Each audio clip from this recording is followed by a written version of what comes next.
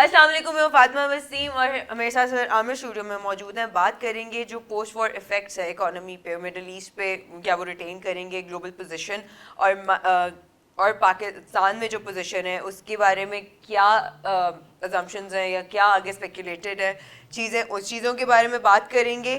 اس کے علاوہ گوادر کا برائٹ فیوچر کیا ہے اور اسٹاک ایکسچینج مارکیٹ میں کیا چل رہا ہے، ان سب چیزوں کے بارے میں بات کریں گے. سر عامر سے، سر عامر کیسے ہیں آپ؟ السلام علیکم. کیسی ہیں فاطمہ؟ نہیں، ٹھیک ٹھاک. اچھا سر، post war effects on economy. اچھا اب دیکھیے، apparently it is a pause four 5 days کے 5 دن کے لیے جنگ روکی گئی ہے، لیکن 5 دن رکنے کا مطلب یہ ہوتا ہے کہ نو you are on a negotiation table. اور نیگوسیشن میں کیا ہوگا، کچھ لوگ کچھ دو، اب ظاہر ہے ایران ڈڈ ویری ویل کہ انہوں نے اسٹریٹجیکلی بڑی اچھی وار لڑی. اب وہ شاید نیگوسیشن ٹیبل پہ ایک بیٹر پوزیشن میں آ گیا ہے. بھلے ہی امریکہ وہی لوگ ہوں گے، اسرائیل بھی ہوگا. ایران مختلف قسم کی ڈیمانڈز کر سکتا ہے. ایک تو وہ یہ ڈیمانڈ کر سکتا ہے کہ ان کے جو ریزروز، یعنی کہ جو ایسٹس فریز کر لیے گئے تھے 1979 میں اس ریولوشن کے بعد، ان کو مائٹ بھی وہ کہیں کہ جی ٹھیک ہے، آپ ہمیں جو ہے نا کمپنسیشن یہ دیں کہ آپ اس کو ریلیز کر دیں.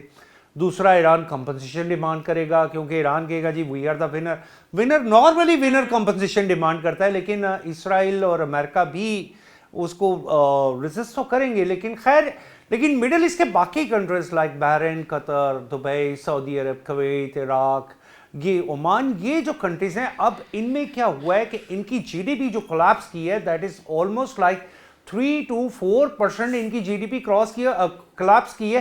اور سب سے زیادہ کی ہے قطر کی اور بحرین کی. وہ آلموسٹ کولیپس کیا 13 to 15%، یعنی کہ اتنا بڑا کولیپس آیا ان کی جی ڈی پی میں. اب اس کے پوسٹ وار ایفیکٹ کیا ہوں گے؟ ایک، لوگ یہ سمجھ رہے ہیں کہ دنیا وہاں سے بھاگ رہی ہے، وہاں سے نکل رہی ہے، اس کے بعد ان ممالک میں انویسٹمنٹ کم ہوگی، یہ ہوگا وہ ہوگا. لیکن میں اسے ایک اور نظر سے دیکھ رہا ہوں کہ ریہیبلیشن اینڈ ریسٹرکچرنگ شروع ہو جائے گی. اور وہ ریسٹرکچرنگ کا مطلب یہ ہے کہ there might be new job opportunities especially for the lower class. یہ تو ممکن ہے کہ بہت ساری ٹیک کمپنیز، بہت ساری انویسٹمنٹ کمپنیز وہ اپنی بیسس چینج کریں، لیکن اس کا یہ مطلب نہیں ہے کہ وہاں پہ انفراسٹرکچرل جو ڈیمیجز ہوئے ہیں ان کو ریپیئر نہ کیا جائے. اور یہ کنٹریز فوری طور پہ جب اس سائڈ پہ جائیں گے تو ایک گلوبل جو ہے نا وہ ویکیوم جو جنریٹ ہو گیا، and that is for the labour. اور اینڈ ممکن ہے کہ اس کے بینیفیشریز میں پاکستان بھی ہو سکتا ہے. اور بینیفیشریز ان دا سینس کہ وہ انہیں فوری طور پہ لیبر کی ضرورت پڑے گی، and we need to be ready to export that skill labour to this region. کیونکہ یہاں پہ جب ریکنسٹرکشن ہوگی تو آپ کو ان لوگوں کی ضرورت پڑے گی. تو یہ پوسٹ وار سچویشن میں تو ایک یہ میرا ہے. پھر پوسٹ وار سچویشن میں جو دوسری چیز آئے گی وہ آئے گی کہ لوگوں کی ڈپینڈنسی جو ہے کنٹریز کی وہ کم ہونا شروع ہو جائے گی. یہ بھی ممکن ہے کہ پاکستان کوئی ایسا ایک اپنی ریزرویشن رکھ دے کہ جی ٹھیک ہے، اگر امریکہ نے 1 مہینے کے لیے ایران سے پیٹرولیم خریدنے کی اجازت دی تھی تو 1 مہینہ چھوڑے. پھر وہ جو پاکستان ایران گیس لائن بنی پڑی ہے، جو پیٹرول لائن بنی پڑی ہے، اس کو ایکٹیو کیوں نہ کر لیا جائے. اور اگر اس کو ایکٹیو کیا جائے گا تو Fatima, Pakistan might be out of that energy crisis. Pakistan کو اتنا فائدہ ہو سکتا ہے کیونکہ جو پیٹرول پرائسز لاک کی گئی ہوئی ہیں اس وقت کے حساب سے. ویسے یہ کریڈٹ زرداری صاحب کو جاتا ہے کہ یہ زرداری صاحب کے وزٹ کے دوران جب وہ پریزیڈنٹ بنے تھے تو یہ ایک کریڈٹ زرداری صاحب کو جاتا ہے کہ انہوں نے یہ گیس پائپ لائن پرپوز کی تھی اور ایران سائڈ نے یہ مکمل کی ہوئی ہے. پاکستان سائڈ بھی اسے کب بھی مکمل کر سکتا ہے. تو میرا خیال ہے کہ اگر اس سارے سینیریو میں یہ بھی چیز سامنے رکھی جائے کہ پاکستان ایران سے پیٹرول لے سکتا ہے اور اسی سبسیڈائز پرائس ہے، وہ ریگولر پرائس نہیں ہے جس سے پاکستان کی اکانومی کو ایک دم بوم بھی آ سکتا ہے. تو میرا خیال ہے کہ اگر sitting on a negotiation table ہمارے اگر متعلقہ ادارے تھوڑا سا اس چیز پہ غور کریں اور کسی طریقے سے آپ انٹرنیشنل جو اسٹیبلشمنٹ ہے اس کو اس بات پہ کنونس کر دیں کہ late Pakistan be in a position to by petroleum from Iran, تو اس سے پاکستان کو بہت فائدہ ہوگا. نہ صرف آپ کی ٹرانسپورٹیشن کاسٹ بڑھے گی، آپ کی ٹائمنگ کی کاسٹ بڑھے گی، آپ کو ڈیفر پیمنٹ پہ پیٹرول بھی مل سکتا ہے اور and on a very subsidise price. تو یہ بھی آج کی میری جو اسپیکولیشن ہے، یہ آپ کو کچھ عرصے بعد شاید 1-2 مہینے بعد ہم اس پہ دوبارہ بات کریں گے. ٹھیک ہے سر. اسی کے ساتھ what do you think about Gwadar? کیا اس کا برائٹ فیوچر ہے آگے؟ اچھا اب گوادر کے پراسپیکٹو چینج ہو گئے ہیں. گوادر کے پراسپیکٹو کیا ہوئے ہیں کہ برائٹر ہو گئے ہیں کہ ان دا سینس گوادر کہاں پہ ہے؟ گوادر ہورمز اسٹریٹ آف ہورمز کے بالکل منہ پہ ہے, اور جہاں سے یہ جو جس جگہ کو چوک کیا جاتا ہے وہ جگہ بیسیکلی گوادر سے بہت نزدیک ہے.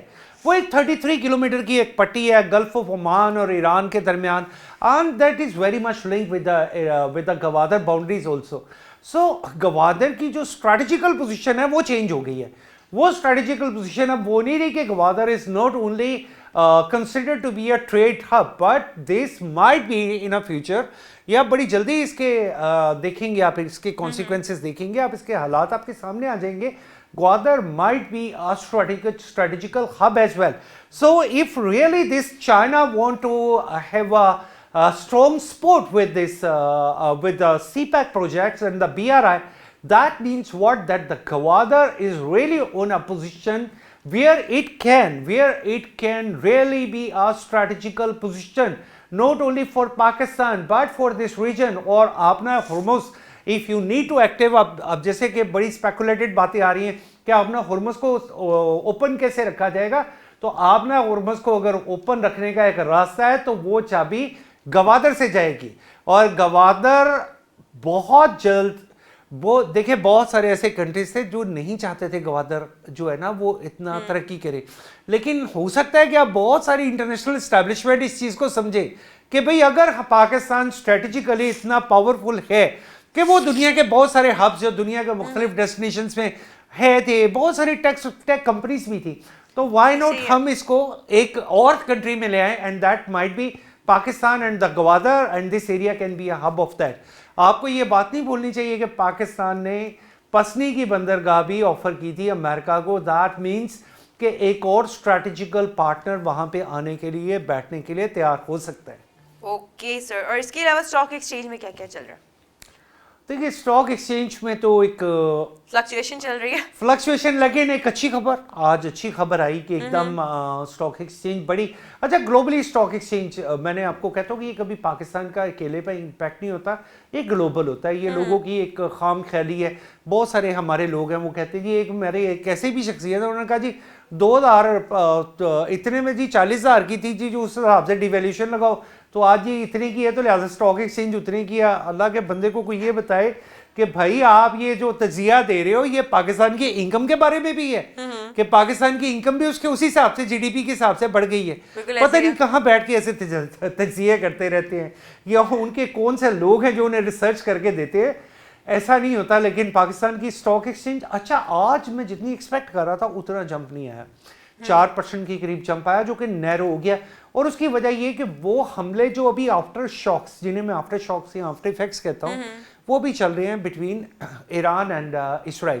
لیکن technically America is getting out of this conflict. تو میں یہ سمجھتا ہوں کہ اسٹاک ایکسچینج پہ کل اور پرسوں ایک اچھا دن آئے گا, کیونکہ یہ وار اب رکنے کی طرف جا رہی ہے. اور وار رکنے کی وجہ صرف یہ ریجن نہیں ہے, یہ پوری دنیا کی اکانومی جس طرح سیکنڈ ہو گئی ہے, یہ ایک امپیکٹ یہ نہیں ہے کہ یہ صرف پاکستان اور یہ صرف مڈل ایسٹ کا ایک امپیکٹ ہے, بلکہ یہ گلوبل امپیکٹ ہے. بلکہ میں ایک اور چیز آپ کو اسپیکولیٹ کر کے بتاتا ہوں, واٹ آئی کنسیڈر کہ یہ جو اسرائیل ہے جتنی ویسے اسے پھنڈی پڑ گئی ہے, اسے باز نہیں آنا, نہیں یہ اسے باز نہیں آنا, اس نے کچھ نہ کچھ ایک حرکت کرے. یہ وہ گولڈن میئر والا دور نہیں ہے جب ان کی وزیر اعظم نے کوئی ایک ایسی اسٹیٹمنٹ دی تھی کہ جس کو ہم نے بھی آج تک بڑا کوٹ کیا, تو ایسا وہ دور نہیں آنا. لیکن آپ یہ یاد رکھیں کہ اسرائیل ٹیکنیکلی اتنا ڈیمیج ہو چکا ہے کہ اگر اس کے اندر مزید 10 سال تک یہ طاقت نہیں ہوگی کہ وہ دوبارہ سر اٹھا سکے, یہ میری اسپیکولیشن ہے کہ اگلے 10 سال تک اس میں یہ پاور نہیں ہوگی کہ وہ دوبارہ سر اٹھا کے مڈل ایسٹ میں جس طرح وہ کرتا تھا, جب مرضی جارڈن پہ اٹیک کر دیا, جب مرضی لیبنان پہ اٹیک کر دیا. یہ چھوٹے چھوٹے کنٹریز کے ساتھ جو اس کے پنگی تھے وہ تھوڑے سے لمیٹڈ ہو جائیں گے. اچھا سر, ایک کویشچن میں اپنی طرف سے آپ سے پوچھ رہی ہوں. میں نے کل ایک یہ سارے کویشچن آپ کی طرف سے ہاں جی, لیکن میں ایک اور ایڈیشنل کر رہی ہوں اس میں, اور وہ یہ ہے کہ میں نے ابھی کل ایک ہیڈ لائن پڑھی ہے کہ پیٹرول پھر سے سستا ہو رہا ہے. اس میں کتنی صداقت ہے؟ دیکھیں بات یہ ہے کہ جیسے ہی وار کے ایک آئی نیوز آئی تو پیٹرول نے 12-13% ڈاؤن ورڈ ٹرینڈ شو کیا.